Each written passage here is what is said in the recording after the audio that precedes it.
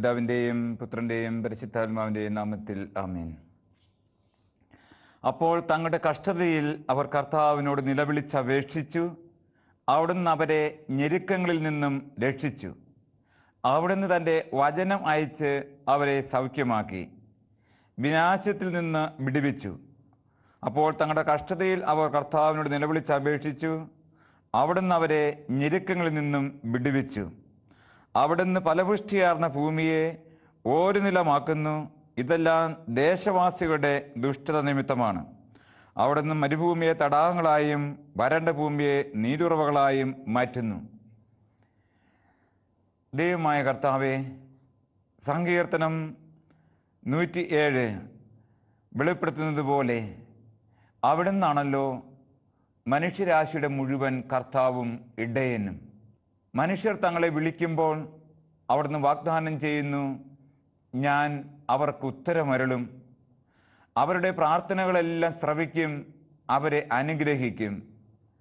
എല്ലാ കഷ്ടതകളിലും ദൈവജനം നിന്നെ വിളിച്ചപ്പോൾ അവിടെയെല്ലാം കൃപയായി, കരുണയായി, ജലമായി, മന്നയായി ദൈവമേ നീ ഇറങ്ങി വന്നു. അവരെയെല്ലാം അവിടുന്ന് അത്യധികമായ വിധത്തിൽ സഹായിച്ചു. ഇസ്രായേലിൻ്റെ ദൈവവും രക്ഷകനുമായ ദൈവമേ, ഈ സമയത്ത് തിരുസന്നിധാനത്തിൽ താഴ്മയോടെ നിന്ന് ഞങ്ങൾ പ്രാർത്ഥിക്കുന്നു. കർത്താവേ വരണമേ, വേഗം വരണമേ. ഞങ്ങളുടെ വ്യതകളിലേക്ക്, ഞങ്ങളുടെ ജീവിതങ്ങളിലേക്ക്, ഞങ്ങളുടെ ദുഃഖസാഗരങ്ങളിലേക്ക് അവിടുന്ന് കൃപയായി വരണമേ എന്ന് ഞങ്ങൾ പ്രാർത്ഥിക്കുന്നു. വചനം അയച്ച് ഞങ്ങളുടെ ആത്മാവിനെ അങ്ങ് പ്രകാശപൂർണമാക്കണമേ. വചനം അയച്ച് അന്ധകാരത്തിൽ നിന്നും ഞങ്ങളുടെ ജീവിതങ്ങളെ അങ്ങ് സംരക്ഷിക്കണമേ. വചനത്താൽ ഞങ്ങളുടെ കുടുംബങ്ങളെ നവീകരിക്കുകയും വിശുദ്ധീകരിക്കുകയും ചെയ്യണമേ. കർത്താവേ, അവിടത്തേക്ക് സ്തുതി ഉണ്ടായിരിക്കട്ടെ. ദൈവമേ, അവിടത്തേക്ക് മഹത്വം ഉണ്ടായിരിക്കട്ടെ. സമസ്ത ലോകത്തിനും സകല ജനങ്ങൾക്കും വേണ്ടി ഞങ്ങൾ അങ്ങയെ സ്തുതിക്കുന്നു. Hallelujah, hallelujah, hallelujah. Price Jesus, thank you Jesus. കർത്താവേ, അവിടത്തേക്ക് സ്തുതി. കർത്താവേ, അവിടത്തേക്ക് മഹത്വം, ആരാധന എന്നും എപ്പോഴും ഉണ്ടായിരിക്കട്ടെ. Hallelujah, hallelujah, hallelujah, hallelujah. ദൈവമേ നന്ദി, ദൈവമേ സ്തോത്രം, കർത്താവേ മഹത്വം. പരിശുദ്ധനായ ദൈവമേ, പരിശുദ്ധനായ ബലവാനെ, പരിശുദ്ധനായ അമർത്തനെ, ഞങ്ങളുടെ മേലും ലോകം മുഴുവൻ്റെ മേലും അവിടുത്തെ കരുണ വർഷിക്കണമേ. അവിടുത്തെ ആത്മാവിനെ ചൊരിയണമേ. അവിടുത്തെ ആത്മീയ വരങ്ങൾ കൊണ്ട് ഞങ്ങളുടെ ജീവിതങ്ങളെ, സഭയുടെ ജീവിതങ്ങളെ ധന്യമാക്കണമേ. Hallelujah, hallelujah, hallelujah. പരിശുദ്ധ അമ്മേ, ദൈവമാതാവേ, മാർ യോസേപ്പ് പിതാവേ, മാർ തോമസ് ലീഹായെ, വിശുദ്ധ വിൻസെൻ്റ് പോളെ, സകല വിശുദ്ധരെ, ദൈവദൂതരെ ഞങ്ങൾക്ക് വേണ്ടി മധ്യസ്ഥം വഹിക്കണമേ. ഈ മണിക്കൂർ അനുഗ്രഹീതമാകുവാൻ പ്രാർത്ഥിക്കണമേ. ഈ മണിക്കൂർ രക്ഷാകരമായി തീരുവാൻ പ്രാർത്ഥിക്കണമേ. നിത്യം പിതാവും പുത്രനും പരിശുദ്ധാത്മാവുമായി സർവേശ്വര എന്നേക്കും ആമേൻ.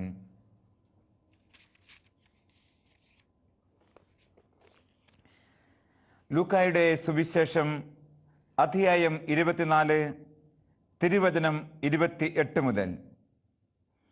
അവർ എത്തേണ്ടിയിരുന്ന ഗ്രാമത്തോടടുത്തു. അവനാകട്ടെ യാത്ര തുടരുകയാണെന്ന് ഭാവിച്ചു. അവർ അവനെ നിർബന്ധിച്ചുകൊണ്ട് പറഞ്ഞു, ഞങ്ങളോടുകൂടെ താമസിക്കുക, നേരം വൈകുന്നു, പകൽ അസ്തമിക്കാറായി. അവൻ അവരോടുകൂടെ താമസിക്കുവാൻ കയറി. അവരോടൊപ്പം ഭക്ഷണത്തിനിരുന്നപ്പോൾ അവൻ അപ്പമെടുത്ത് ആശീർവദിച്ച് മുറിച്ച് അവർക്ക് കൊടുത്തു. അപ്പോൾ അവരുടെ കണ്ണ് തുറക്കപ്പെട്ടു. അവർ അവനെ തിരിച്ചറിഞ്ഞു. പക്ഷേ അവൻ അവരുടെ മുൻപിൽ നിന്ന് അപ്രത്യക്ഷനായി.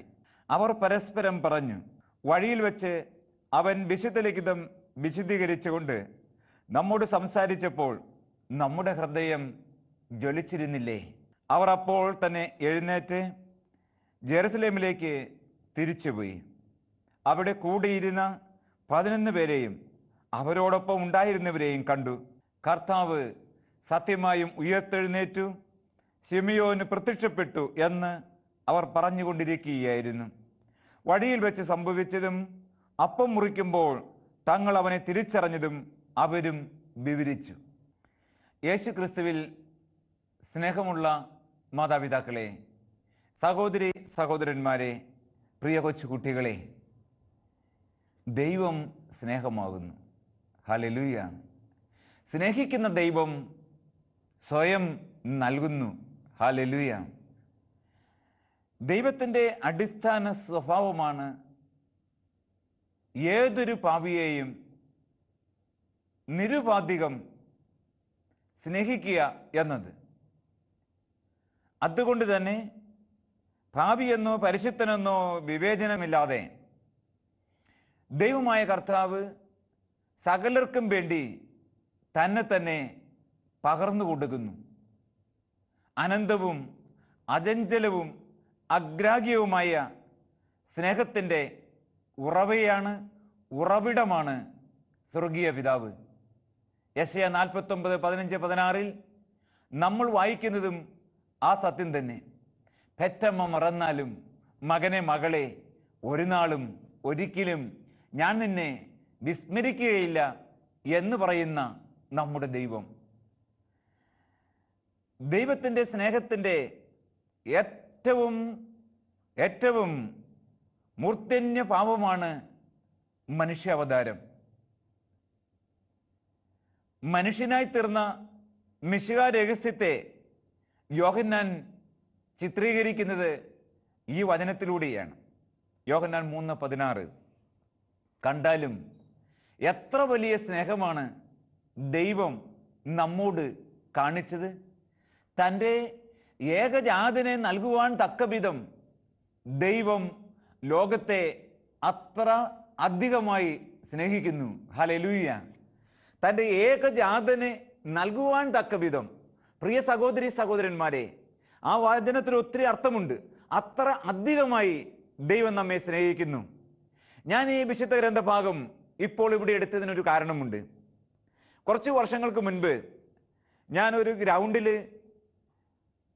ദൈവസ്നേഹത്തെക്കുറിച്ചും ദൈവിക ദാനത്തെക്കുറിച്ചും ദൈവത്തിൻ്റെ സ്വയം പകരുന്ന സ്നേഹത്തെക്കുറിച്ചും അത് എങ്ങനെയാണ് പകരുന്നത്, ബലിയിലൂടെയാണ് എന്ന സത്യത്തെക്കുറിച്ചും ഏകദേശം 1.5-2 മണിക്കൂർ എടുത്ത് ഒരു ബൈബിൾ കൺവെൻഷന് പ്രസംഗിക്കുകയായിരുന്നു.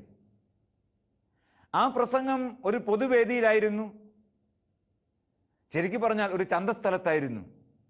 അതുകൊണ്ട് ശരിക്കും ഈ ധ്യാനത്തിന് വന്നവർ മാത്രമല്ല ആ സുവിശേഷം ശ്രമിച്ചുകൊണ്ടിരുന്നത്. പുറത്തു നിന്ന പലരും വളരെ ശ്രദ്ധയോടെ ഈ വചനം കേൾക്കുന്നുണ്ടായിരുന്നു. സുവിശേഷ പ്രസംഗം കഴിഞ്ഞ് ഞാൻ സ്റ്റേജിൽ നിന്ന് പുറത്തിറങ്ങിയപ്പോൾ റോഡ് മുറിച്ച് കടക്കണമായിരുന്നു ഞാൻ താമസിക്കുന്ന സ്ഥലത്തേക്ക്. അങ്ങോട്ട് ഇറങ്ങുന്ന സമയത്ത് ഒരു മനുഷ്യൻ എൻ്റെ അടുത്ത് വന്നു. എന്നോട് ചോദിച്ചു, അച്ഛൻ എന്ന് പറഞ്ഞതിൽ 3ാമത് പറഞ്ഞ കാര്യത്തെക്കുറിച്ച് ഒരു സംശയമുണ്ട്, അതൊന്ന് ചോദിച്ചു കൊള്ളട്ടെ. അതിനെന്താ? അച്ഛൻ പറഞ്ഞത് യേശു ക്രിസ്തുവിൻ്റെ ബലി ജീവിതത്തെക്കുറിച്ചാണ്, ബലിയെക്കുറിച്ചാണ്. എന്താണ് യേശുവിൻ്റെ ഈ ബലിയുടെ യുണീക്ക്നെസ്, തനിമ?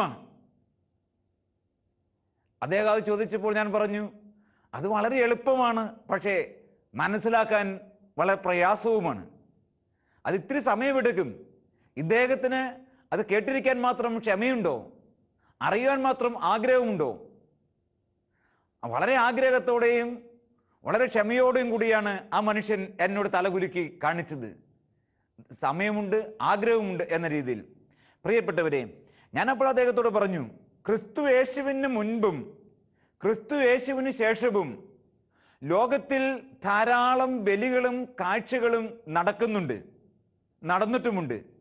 പക്ഷേ യേശുക്രിസ്തുവിൻ്റെ ബലിയുടെ പ്രത്യേകത എന്ന് പറയുന്നത് ഈ ബലികളിൽ നിന്നെല്ലാം ഉണ്ടായിരുന്നത്രയും എല്ലാ ബലിയിൽ നിന്നും വ്യത്യസ്തമാണ് ക്രിസ്തുവിൻ്റെ ബലി, സ്വയംദാനം. അതെന്താ? അദ്ദേഹം ചോദിച്ചു. ഞാൻ പറഞ്ഞു, ലോകത്തിൽ ക്രിസ്തുവില്ലാതെ അർപ്പിച്ച ബലി എന്ന് പറയുന്നത് ഈ ലോകത്തിലെ ഏതെങ്കിലും മൃഗങ്ങളെ കൊണ്ടോ പക്ഷികളെ കൊണ്ടോ വസ്തുക്കളെ കൊണ്ടോ സസ്യങ്ങളെ കൊണ്ടോ ഒക്കെ അർപ്പിച്ച ബലികളാണ്. ഈ മൃഗങ്ങൾക്കെല്ലാം ഉള്ള പ്രത്യേകത എന്ന് പറയുന്നത് ഒരു മൃഗത്തിലും നിത്യതയുടെ ജീവനില്ല, അനശ്വരതയില്ല. എല്ലാ പക്ഷികളും മൃഗങ്ങളും ഈ ലോകത്തിൻ്റെ ക്ഷയോന്മുഖമായ അവസ്ഥയ്ക്ക് കീഴ്പ്പെട്ടതാണ്, ഈ ലോകത്തിൽ പരിമിതപ്പെട്ടതാണ്. ഈ ലോകത്തിൽ അപൂർണങ്ങളാണ്, പാപത്തിൻ്റെ ദംശനമേറ്റതുമാണ്. അവയിലൊന്നും അനശ്വരതയില്ല, നിത്യതയില്ല. ഇല്ലാത്തതൊന്ന് ഒന്നിന് കൊടുക്കാൻ പറ്റില്ലല്ലോ. ഈ മൃഗങ്ങളുടെ രക്തത്തിന് ഒന്നിനും ഈ പറഞ്ഞ സവിശേഷതകൾ ഒന്നുമില്ലാത്തത് കൊണ്ട് അവയ്ക്ക് അത് സ്വീകരിക്കുന്നവർക്ക് കൊടുക്കാൻ പറ്റില്ല. മാത്രമല്ല, ഈ ലോകത്തിലെ സസ്യങ്ങൾ അതെന്തുമാകട്ടെ, പൂവാകാം, പുഷ്പമാകാം, പാലാകാം, തേനാകാം, തേങ്ങയാകാം, എന്ത് വസ്തുക്കളും ആയിക്കൊള്ളട്ടെ, അവയൊക്കെ വാസ്തവത്തിൽ പരിമിതിയുള്ളതാണ്. അവയിലൊന്നിലും ഒരു പൂർണ്ണതയില്ല, അവയിലൊന്നിലും അനശ്വരതയില്ല, അവയ്ക്കൊന്നിനും നിത്യജീവനില്ല. ഇല്ലാത്തതൊന്ന് കൊടുക്കുവാനായിട്ട് ഈ പ്രപഞ്ചത്തിലെ സൃഷ്ട വസ്തുക്കളിൽ ഒന്നിനും സാധ്യമല്ല. അപ്പോൾ പിന്നെ അവയെടുത്ത് നാം ബലിയർപ്പിച്ചാൽ, ആ മൃഗങ്ങളെയോ ഈ വസ്തുക്കളെയോ ഉപയോഗിച്ച് ബലിയർപ്പിച്ചാൽ, അവയുടെ അനന്തരഫലങ്ങൾ നാം സ്വീകരിച്ചാൽ, അവയ്ക്കൊന്നിനും നമ്മിലേക്ക് അനശ്വരതയുമായി, നിത്യതയുമായി, നിത്യജീവനുമായി കടന്നു വരാൻ സാധ്യമല്ല.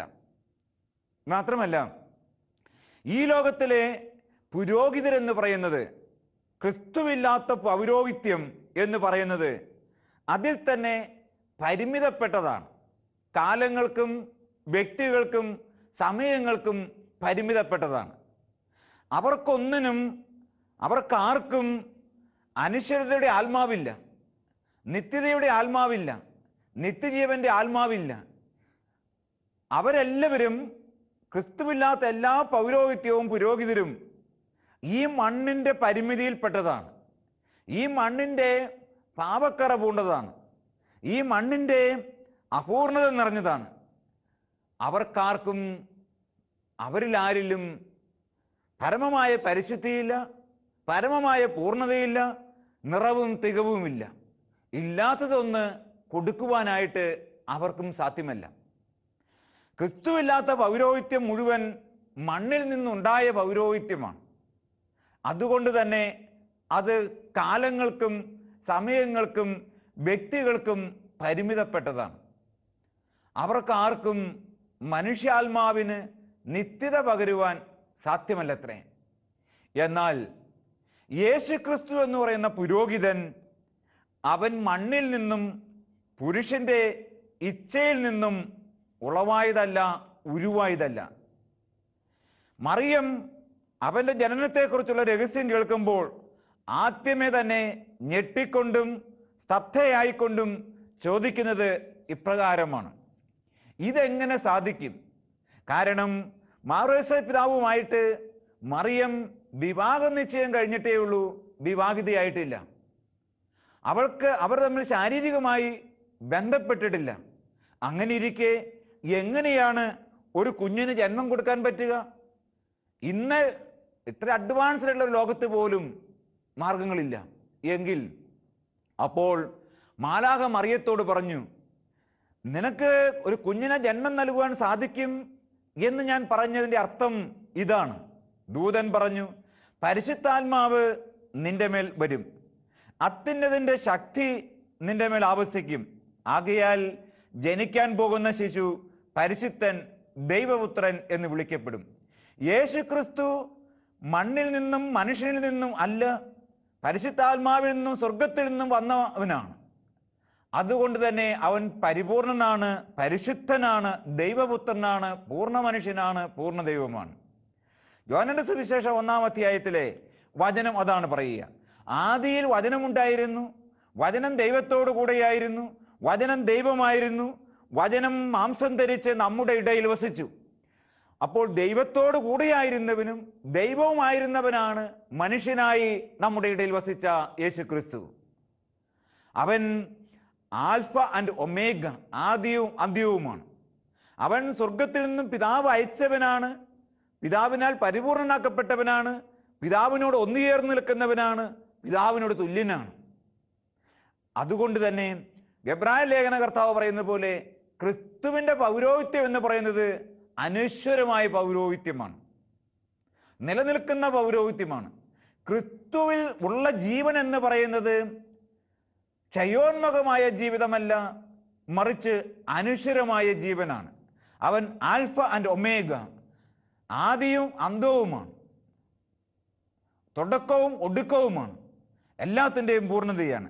അതുകൊണ്ട് പ്രിയ സഹോദര, ഞാൻ ആ മാർക്കറ്റിൽ വെച്ച് അദ്ദേഹത്തോട് പറഞ്ഞു, പ്രിയ സഹോദര, യേശുക്രിസ്തുവിൻ്റെ പൗരോഹിത്യം നിത്യമാണ്. യേശുക്രിസ്തുവിൻ്റെ വ്യക്തിപ്രാഭവം എന്ന് പറയുന്നത് സ്വർഗീയമാണ്. അവൻ പരിശുദ്ധനാണ്, അവൻ പൂർണ്ണനാണ്. അവൻ ബലിയർപ്പിച്ചത് ഈ ലോകത്തിലെ വസ്തുക്കൾ കൊണ്ടോ പക്ഷിമൃഗാദികളെ കൊണ്ടോ അല്ല. ആയിരുന്നെങ്കിൽ അവൻ്റെ ബലിക്ക് അനശ്വരത ഉണ്ടാകുമായിരുന്നില്ല, നിത്യത ഉണ്ടാകുമായിരുന്നില്ല. ആ ബലിയിലൂടെ നമുക്ക് അനശ്വര ജീവനും കൈവരിക്കാൻ പറ്റുമായിരുന്നില്ല. യേശു അനശ്വര ജീവിയാണ്, ചിരഞ്ജീവിയാണ്, അനശ്വരനാണ്, നിത്യനാണ്, ആൽഫയാണ്, ഒമേഗയാണ്. അത് അവൻ അങ്ങനെ ആയിരിക്കുന്നവനാണ് തന്നെ തന്നെ ബലിയർപ്പിച്ചത്. അവൻ ബലിയർപ്പിച്ചുകൊണ്ട് തൻ്റെ രക്തത്തിലൂടെയും മാംസത്തിലൂടെയും മനുഷ്യകുലത്തിന് പകർന്നു കൊടുത്തത് തന്നിലുള്ള ഈ നിത്യതയുടെ ചൈതന്യമാണ്, തന്നിൽ നിക്ഷേപിച്ചിരിക്കുന്ന ഈ വിശുദ്ധിയുടെ ചൈതന്യമാണ്, തന്നിൽ നിക്ഷേപിച്ചിരിക്കുന്ന പരിശുദ്ധിയുടെ ചൈതന്യമാണ്. യേശു തൻ്റെ ബലിയിലൂടെ പകർന്നു കൊടുത്തത് തൻ്റെ തന്നെ പൂർണ്ണതയാണ്, തൻ്റെ തന്നെ അനശ്വരതയാണ്, തൻ്റെ തന്നെ നിത്യതയാണ്.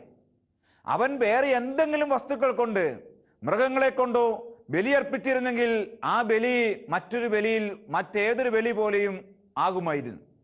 എന്നാൽ അവൻ തന്നെ തന്നെ അർപ്പിച്ചു. അവൻ ഒരേ സമയം പുരോഹിതനും ബലിവസ്തുവുമായി നിന്നുകൊണ്ട് തന്നെ തന്നെ അർപ്പിച്ച് ഭൂമിക്കും മധ്യേ ആകാശത്തിനും മധ്യേ ഉയർന്നു നിന്നുകൊണ്ട് അവൻ അർപ്പിച്ചത് കൊണ്ട് അവൻ്റെ ബലിയിലൂടെ മനുഷ്യകുലത്തിന് സർവ്വജനത്തിനും വേണ്ടി എന്നേക്കുമായി കൈവന്നിരിക്കുന്നത് അനശ്വരതയുടെ ആത്മാവാണ്, നിത്യജീവന്റെ ആത്മാവാണ്, മഹത്വത്തിൻ്റെ ആത്മാവാണ്, ചൈതന്യമാണ്. അത് കർത്താവ് യോഹന്നാന്റെ സുവിശേഷം 6-ാം അധ്യായത്തിലൂടെ വെളിപ്പെടുത്തി. മക്കളെ, നശ്വരമായ അപ്പത്തിന് വേണ്ടി അധ്വാനിക്കാതെ മനുഷ്യപുത്രൻ നൽകുന്ന അനശ്വരമായ അപ്പത്തിന് വേണ്ടി അധ്വാനിക്കുവിൻ. അതിനുശേഷം അവിടുന്ന് പറഞ്ഞു, ഞാൻ നിങ്ങൾക്ക് വേണ്ടി നൽകുന്നത് മന്നയും കാടപ്പക്ഷിയുമല്ല. ഈ മന്നയും കാടപ്പക്ഷിയും തിന്ന പിതാക്കന്മാരൊക്കെ മരിച്ചുപോയി. കാരണം അതില് നിത്യതയുടെ ആത്മാവ് ഉണ്ടായിരുന്നില്ല, പരിപൂർണതയുടെയും പരിശുദ്ധിയുടെയും ചൈതന്യം ഉണ്ടായിരുന്നില്ല. അതുകൊണ്ട് അത് തിന്നവരൊക്കെ മരിച്ചുപോയി. എന്നാൽ ഈശോ പറയുന്നു, എന്നാൽ ഞാൻ തരുന്ന അപ്പം അത് എൻ്റെ തന്നെ ശരീരമാണ്, ഞാൻ തരുന്ന രക്തം അത് എൻ്റെ തന്നെ രക്തമാണ്. ഈ രക്തം നീ കുടിച്ചാൽ, ഈ അപ്പം നീ ഭക്ഷിച്ചാൽ, ഈ മാംസം നീ ഭക്ഷിച്ചാൽ നീ എന്നേക്കും ജീവിക്കും. യോഹന്നാന്റെ സുവിശേഷം 6-ാം അധ്യായം 48 മുതൽ 58 വരെയുള്ള വചനങ്ങളിൽ കർത്താവ് ആവർത്തിക്കുന്നത് ഈ സത്യമാണ്. പ്രിയ സഹോദര, ഞാനപ്പോൾ ആ മാർക്കറ്റിന്റെ എതിർവശത്ത് നിന്നുകൊണ്ട് പറഞ്ഞു, പ്രിയ സഹോദര, ഇത് ബുദ്ധി കൊണ്ടും യുക്തി കൊണ്ടും മനസ്സിലാക്കാൻ പറ്റില്ല. ദൈവവചനം ഉൽപ്പത്തി മുതൽ വെളിപാട് വരെ നീ ശാന്തമായി സ്വസ്ഥമായി വായിച്ചാൽ ഈ രഹസ്യം നിനക്ക് പിടികിട്ടും. കർത്താവിൻ്റെ ആത്മാവ് നിന്നെ നയിക്കും, പ്രകാശിപ്പിക്കും. പ്രിയപ്പെട്ടവരെ, ഞാനിങ്ങനെ അദ്ദേഹത്തോട് പറഞ്ഞ് തിരിച്ചു പോന്നു. കുറേ കാലങ്ങൾക്ക് ശേഷം അദ്ദേഹം അന്ന് കോട്ടയാശ്രമത്തിൽ ധ്യാനിക്കാൻ വന്നു. ധ്യാനിക്കാൻ വന്നത് ഇപ്രകാരം വന്നപ്പോൾ ബുധനാഴ്ച, ഞാൻ അവിടെ ക്ലാസ് എടുത്തുകൊണ്ടിരുന്ന ബുധനാഴ്ചയാണ്. ബുധനാഴ്ച എൻ്റെ ക്ലാസ് കഴിഞ്ഞപ്പോൾ ബലിയിൽ സംബന്ധിച്ചിട്ട് അദ്ദേഹം പറഞ്ഞു, അച്ചോ, അന്ന് മുതൽ ഞാൻ ബൈബിൾ വായിക്കാൻ തുടങ്ങി. ബൈബിൾ എനിക്ക് ജീവനായി, ശക്തിയായി. അങ്ങനെ ഞാൻ ബൈബിൾ വായിക്കുമ്പോൾ അദ്ദേഹത്തെ സ്ട്രൈക്ക് ചെയ്ത ഒരു ബൈബിൾ വാചനം ഭാഗമാണ് നാം ഈ ശുശ്രൂഷയുടെ ആരംഭത്തിൽ വായിച്ചത്. ലൂക്കാസ് വിശേഷത്തിലെ 24-ാം അധ്യായത്തിലെ വചനഭാഗം. ആ വചനം നമ്മൾ വായിച്ചു. 28 മുതൽ 35 വരെയുള്ള വചനഭാഗമാണ്. അത് എമ്മാവു ശിഷ്യന്മാരുടെയും യേശുക്രിസ്തുവിൻ്റെയും ബലിയർപ്പണത്തെക്കുറിച്ചുള്ള വചനഭാഗമാണ്. അദ്ദേഹം പറയുകയാണ്, ഞാൻ ആ വചനം വായിച്ചു കൊണ്ടിരുന്നപ്പോൾ എമ്മാവു ശിഷ്യന്മാരുടെ ജീവിതത്തെക്കുറിച്ച് ഞാൻ ഗൗരവത്തിൽ ചിന്തിച്ചു. നിരാശമുറ്റിയ ജീവിതമായിരുന്നല്ലോ അത്. അങ്ങേയറ്റം അവർ തകർന്നു പോയിരുന്നല്ലോ, അവർ തളർന്നു പോയിരുന്നല്ലോ. അവർക്കിനി എന്തിനു ജീവിക്കണം, എങ്ങോട്ട് പോകണം, ആർക്ക് വേണ്ടി ജീവിക്കണം, ഒരു വ്യക്തതയും കൃത്യതയും ഇല്ലാതെ, പ്രത്യാശയില്ലാതെ, ആശയറ്റ ആ 2 ശിഷ്യന്മാർ. അച്ഛാ, അത് എൻ്റെയും ജീവിതത്തിൻ്റെ കഥ പോലെ എനിക്ക് തോന്നി. ഞാൻ അന്ന് അച്ഛനോട് വർഷങ്ങൾക്ക് മുൻപ് മാർക്കറ്റിൽ വെച്ച് ചോദിച്ചതും എൻ്റെ അവസ്ഥ അങ്ങനെയായിരുന്നു. അന്നൊക്കെ എന്നെ നയിച്ചിരുന്ന ഒരു ചിന്തയുണ്ടായിരുന്നു, ഈ ചുമട് ചുമക്കുമ്പോഴും ഒരു പ്രയോജനവുമില്ലാത്ത പോലെ കുടിച്ചും മറ്റ് അകൃത്യങ്ങൾ ചെയ്തും കുടുംബഭാരം ചുമന്നും ഞാൻ തളർന്നിരിക്കുകയായിരുന്നു. അന്നൊക്കെ എനിക്കൊരു ചിന്തയേ ഉണ്ടായിരുന്നുള്ളൂ, ആത്മഹത്യ ചെയ്യണം, ആത്മഹത്യ ചെയ്യണം. പക്ഷേ അച്ഛൻ്റെ അന്നത്തെ സുവിശേഷ വചനം കേട്ട്, അച്ഛൻ്റെ സംസാരം കേട്ട് ഞാൻ ബൈബിൾ വായിക്കാൻ തുടങ്ങിയതോടുകൂടി എന്നിൽ നിന്നും ആ ചിന്ത വിട്ടുപോയി. മാത്രമല്ല, എൻ്റെ ആത്മാവ് ഉണരാൻ തുടങ്ങി. അങ്ങനെ ഞാൻ മുന്നോട്ട് പോകുമ്പോഴാണ് എമ്മാവൂസ് ശിഷ്യന്മാരുടെ കഥ കണ്ടത്. അത് വായിച്ചപ്പോഴേക്കും എനിക്ക് വലിയ ആനന്ദം തോന്നി. പ്രത്യേകിച്ച് അദ്ദേഹം പറഞ്ഞു, നിങ്ങളുടെ ഹൃദയം ജ്വലിച്ചുകൊണ്ടിരുന്നില്ലേ? വഴിയിൽ വെച്ച് വിശുദ്ധ ലിഖിതം വിശദീകരിച്ച് നമ്മോട് സംസാരിച്ചപ്പോൾ നമ്മുടെ ഹൃദയം ജ്വലിച്ചിരുന്നില്ലേ? ആ വചനം വായിച്ചു കൊണ്ടിരുന്നപ്പോൾ അദ്ദേഹം പറഞ്ഞത് ഇതാണ്, ഉപയോഗിച്ച വാക്ക്, എൻ്റെ ഹൃദയത്തിൽ ആന്തലുണ്ടായെന്ന് പറഞ്ഞ്. ആന്തൽ എന്ന് പറഞ്ഞ അർത്ഥം ജ്വലനം തന്നെയാ. എൻ്റെ ഹൃദയത്തിൽ ഇങ്ങനെ വല്ലാത്ത ഒരു ഒരു ഒരു ആന്തൽ, ഒരു പൊട്ടിത്തെറി പോലെ അവസ്ഥ ഉണ്ടായി. തുടർന്ന് ഞാൻ ആ വചനം വീണ്ടും വീണ്ടും വായിച്ചുകൊണ്ടിരുന്നപ്പോഴേക്കും അദ്ദേഹം പറയുകയാണ്, എൻ്റെ കണ്ണിൽ നിന്നും അച്ഛാ കുറേ കാലങ്ങൾക്ക് ശേഷം ഇങ്ങനെ കണ്ണുനീർ അടർന്നു വീണു. മറ്റേ അതിനു മുൻപ് എന്ത് കണ്ടാലും എന്ത് കേട്ടാലും എൻ്റെ കണ്ണിൽ നനവുണ്ടാകുമായിരുന്നില്ല. പക്ഷേ അന്ന് ഈ വചനം വായിച്ചു കൊണ്ടിരുന്നപ്പോൾ എൻ്റെ കണ്ണിൽ നിന്നും ഇങ്ങനെ കണ്ണുനീര് ഇറ്റിറ്റ് വീണുകൊണ്ടിരുന്നു. എനിക്ക് വലിയ കുളിർമയും എനിക്ക് വലിയ ഉണർവും തോന്നി. അതിനുശേഷം അദ്ദേഹം പറയുക, ഞാൻ ആ വചനം ഇങ്ങനെ അദ്ദേഹം ശിരസ് നമിച്ച് അപ്പോൾ എൻ്റെ മുന്നിൽ കാണിച്ചു തന്നെന്താ, കയ്യിലിരുന്ന ബൈബിൾ എടുത്തുകൊണ്ട് ഞാനിങ്ങനെ ആ വചനം അങ്ങേയറ്റം സ്നേഹത്തോടെ കൊച്ചു കുഞ്ഞിനെ സ്നേഹത്തോടെ കെട്ടിപ്പിടിച്ച് ചുംബിക്കുന്നത് പോലെ ഞാൻ ചുംബിച്ചുകൊണ്ട് കുറേ സമയം ഇരുന്നച്ച. എനിക്ക് പിന്നെ തല ഉയർത്താൻ പറ്റിയില്ല. ഞാൻ ആ വചനം അങ്ങനെ കെട്ടിപ്പിടിച്ച് ചുംബിച്ചുകൊണ്ടിരുന്നു. എനിക്ക് ആ സമയത്തെല്ലാം എൻ്റെ ശരീരം കോരിത്തരിക്കുന്നുണ്ടായിരുന്നു. ഇലക്ട്രിസിറ്റി അടിക്കുന്നത് പോലെയായിരുന്നു, എൻ്റെ ശരീരത്തിൽ കടന്നു പോകുന്ന പോലെയായിരുന്നു. അതെല്ലാം കഴിഞ്ഞ് കുറേ സമയം ഞാൻ അങ്ങനെ ഇരുന്നു.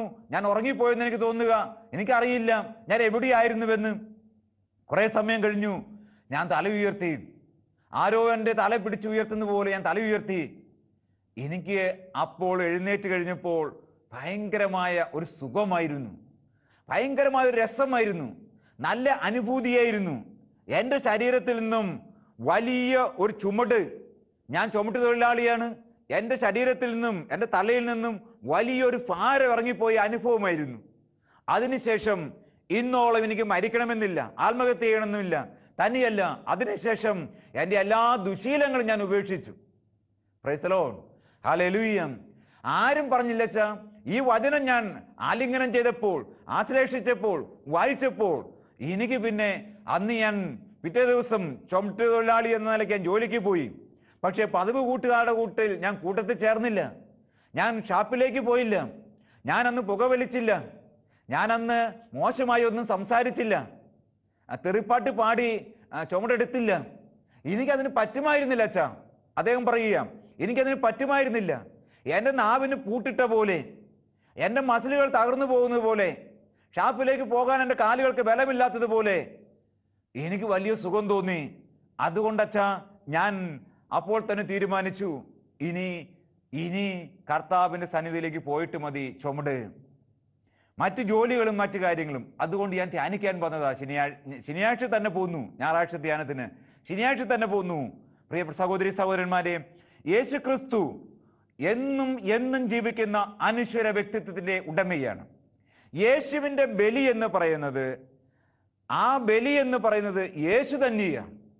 യേശു നിത്യജീവന്റെ അച്ചാരമാണ്, നിത്യതയുടെ ഉറവിടമാണ്, അനശ്വരതയുടെ ആത്മാവാണ്. അവൻ തന്നെ തന്നെ അർപ്പിച്ച് നമുക്കായി വിഭജിച്ച് നൽകുമ്പോൾ, അവൻ്റെ രക്തം നാം തൊട്ടാൽ, അവൻ്റെ ശരീരം നാം വണങ്ങിയാൽ, അവനെ നാം ആരാധിച്ചാൽ, അവനിലുള്ളതെല്ലാം നമ്മിലേക്ക് ഒഴുകിയെത്തും. ഒരു കുഞ്ഞാടിനെ കൊന്ന് രക്തം തളിച്ചാൽ ആ കുഞ്ഞാടിലുള്ളത് എന്താ? അതെന്തൊക്കെയോ നമ്മിലേക്ക് വരും. അതിൽ എന്താ ഉള്ളത്? ഈ പ്രപഞ്ചത്തിന്റെ പരിമിതി മുറ്റിയ കുറെ അവസ്ഥയാണ്. എന്നാൽ യേശു എന്ന ദൈവത്തിന്റെ കുഞ്ഞാടിലുള്ളത് ദൈവമാണ്. ദൈവത്തിന്റെ സ്വർഗത്തിന്റെ കൃപകളും സ്വർഗത്തിന്റെ പൂർണ്ണതയും സ്വർഗത്തിന്റെ അനശ്വരതയുമാണ്. അവൻ തന്നെ വിഭജിച്ച് നമുക്കായി നൽകുമ്പോൾ, നാം അവനെ ഏറ്റുവാങ്ങുമ്പോൾ, അവൻ്റെ ശരീരവും അവൻ്റെ രക്തവും ഏറ്റുവാങ്ങുമ്പോൾ, അവൻ്റെ ശരീരവും അവൻ്റെ രക്തവും നാം വണങ്ങി ആരാധിക്കുമ്പോൾ അവനിലുള്ളതെല്ലാം ഈ ശരീരത്തിലൂടെ, ഈ രക്തത്തിലൂടെ നമ്മിലേക്കും കടന്നു വരും. പ്രിയപ്പെട്ടവരെ, അത് സ്വാഭാവികമല്ലേ? നമ്മൾ നോക്കിക്കേ, നമ്മൾ ഏത് മനുഷ്യന്റെ രക്തം ഏതൊരാൾക്കും ചേരില്ല. ആ രക്തം സ്വീകരിക്കുന്ന വ്യക്തിക്ക് മറ്റൊരാളുടെ രക്തത്തിലുള്ളത് എന്തൊക്കെയോ ആ എലമെന്റ്സ് മുഴുവൻ സ്വീകരിക്കുന്ന വ്യക്തിയിലേക്കും വരും. ഇത് തന്നെയാണ് യേശു എന്ന ദൈവപുത്രന്റെ രക്തത്തിൽ ഉള്ള അനശ്വരത, നിത്യത, പവിത്രത, വിശുദ്ധി, സ്നേഹം, സമാധാനം, സന്തോഷം, അതെല്ലാം നമ്മിലേക്കും ഒഴുകിയിറങ്ങും. അതാണ് യേശുവിൻ്റെ ബലിയുടെ പ്രത്യേകത. അതാണ് പരിശുദ്ധ കുർബാനയുടെ പ്രത്യേകത.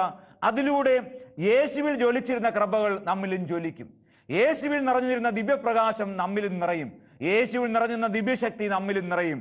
പ്രിയ സഹോദരി സഹോദരന്മാരെ, ലൂക്കായുടെ സുവിശേഷം 24-ാം അധ്യായം 28 മുതൽ 35 വരെ പറയുന്ന സത്യങ്ങളെല്ലാം നമ്മിലും പൂർത്തിയാവും. നമുക്ക് പ്രാർത്ഥിക്കാം. ദൈവമേ, നിത്യനായ ദൈവമേ, അവിടുന്ന് ഞങ്ങളെ അനന്തമായി അചഞ്ചലമായി സ്നേഹിക്കുന്നത് കൊണ്ട് അവിടുത്തെ ആത്മാവിനെ ഞങ്ങളിലേക്ക് അയച്ചു. അവിടുത്തെ ഏകജാതനെ ഞങ്ങളിലേക്ക് അയച്ചു. കൃപയും സത്യവും നിറഞ്ഞ യേശു ക്രിസ്തുവിനെ ഞങ്ങളിലേക്ക് അയച്ചു. അവിടുത്തെ ദിവ്യപുത്രൻ അങ്ങയെപ്പോലെ ഞങ്ങളെ അനന്തമായി സ്നേഹിക്കുന്നതിനാൽ സ്വന്തം ശരീരം മുറിച്ച് ഞങ്ങൾക്കായി നൽകി, സ്വന്തം രക്തം ചിന്തി ഞങ്ങൾക്കായി നൽകി.